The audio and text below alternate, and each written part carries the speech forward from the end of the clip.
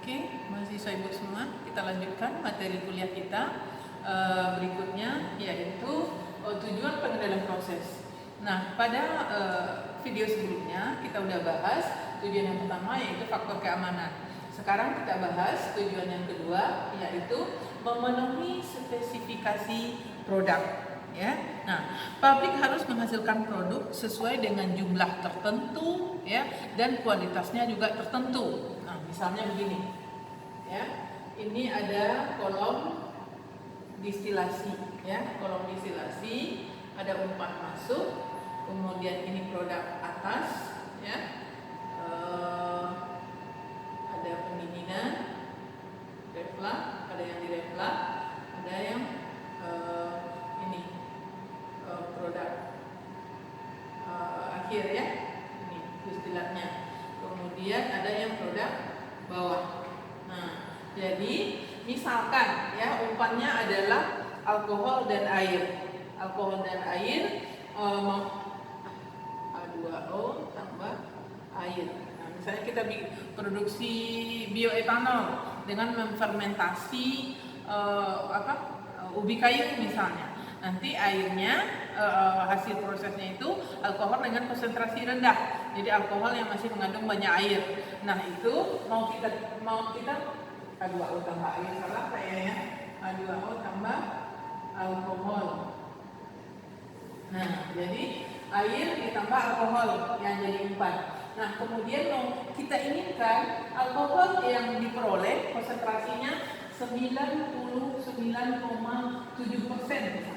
Ya, ini full grade yang untuk bahan bakar. Nah, untuk mendapatkan alkohol dengan produk atas 99,7% ini, itu artinya apa? Hanya boleh 0,3% air yang terikut ke atas.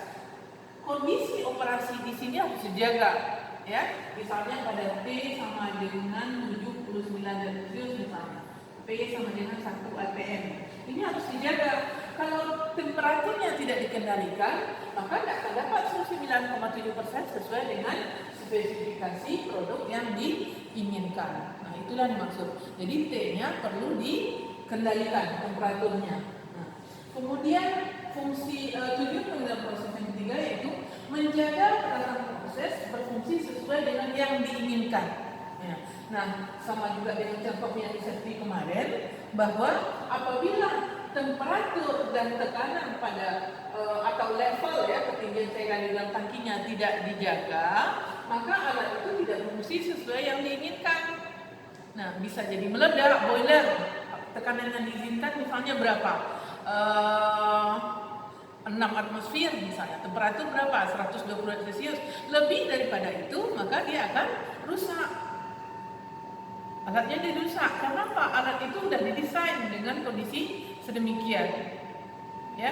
Nah, kalau dia di luar itu, kondisi operasinya di luar itu, maka out of range dia jadi rusak. Sama juga kalau kita di rumah misalnya blender, kita blender cabai, kemudian dalam manual petunjuknya dikatakan bahwa hanya boleh maksimal berapa, ya, 1 menit atau 1,5 menit menghidupkannya. Tetapi kalau kita terus juga menghidupkan, dia berputar terus, dia menjadi panas, kemudian dia menjadi meledak, pecah, atau setidaknya dia rusak. Nah, itu pentingnya pengendalian proses untuk menjaga peralatan proses berfungsi sesuai dengan yang diinginkan. Kemudian tujuan pengendalian proses yang keempat adalah menjaga operasi pabrik tetap ekonomis, ya. Nah, menjaga operasi pabrik tetap ekonomis. T sama dengan contoh yang tadi kembali, T sama dengan 79 derajat Celcius. Kalau lebih daripada itu, tentu dia ini tidak akan tercapai, maka produk kita tidak terjual. Kalau produk tidak terjual atau dijual dengan harga murah, maka itu adalah rugi. Ya, misalnya apalagi kertas di industri kertas harus dihasilkan dengan derajat putih tertentu. Nah, orang hanya mau beli dengan harga bagus apabila brightness-nya sekian. Apabila itu tidak tercapai, maka orang nggak mau beli. Kalaupun orang beli, maka harganya murah. Ya, jadi menjaga operasi pabrik tetap ekonomis itu maksudnya. Nah, atau kemudian ada tangki mau diisi dengan fluida, ya. Kemudian harus dipantau, harus dikendalikan.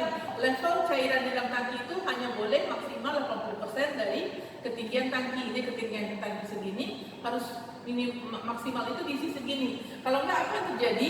Enggak ada pengendalian, tentu dia akan tumpah. Kalau dia tumpah, maka akan rugi. Tidak hanya sekedar rugi, ya kalau yang cuma air tumpah aja menyebabkan ke safety juga, orang jadi terpeleset. Nah, kalau ada sempat yang tumpah, tentu orang bisa kecelakaan kerja, bisa meninggal dan lain sebagainya.